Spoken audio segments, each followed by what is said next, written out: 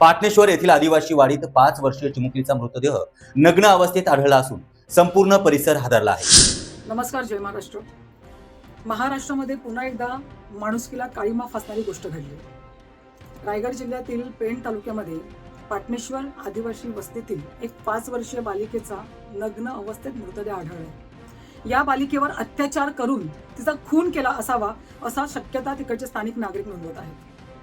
संशयित आरोपीला पोलिसांनी अटक केली, परंतु आपण ही महिला काय पाहतोय? या महाराष्ट्रामध्ये दिवसेंदिवस काही गेल्या वर्षापासून महिलांवरचे आणि आपली लेकरं, आपल्या बालिकांवरचे अत्याचाराचं प्रमाण एवढं वाढलं आहे की आपण आपल्या परिसरात आणि आपल्या मुली, आपली बालकं या परिसरात सुरक्षित आहेत की नाही ही भीती आपल्या सगळ्या महिलांच्या मनामध्ये उत्पन्न झालेली आहे।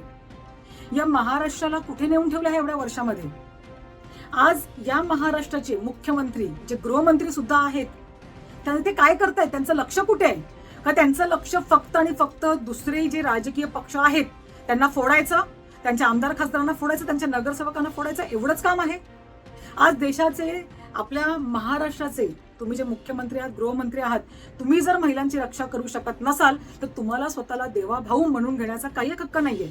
आणि त्याचप्रमाणे जर महिलांवरचे आणि बालिकेंवरचे अत्याचार दिवसेंदिवस महाराष्ट्रामध्ये असेच वाढत जाणार असतील तर तुम्हाला गृहमंत्री राहण्याचा सुद्धा काहीच हक्क नाहीये।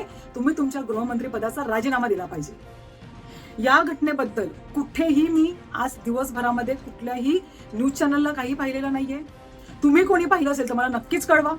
परंतु या घटनेबद्दल, ही घटना आहे सोमवारची आहे, आज आहे बुधवार आणि ही घटना सोमवारी रात्री घडली आहे। सोमवारी रात्री ही मुलगी बेपत्ता झाली आणि मंगळवारी म्हणजे काल सकाळी हिचा मृतदेह तिकडे आढळलेला आहे।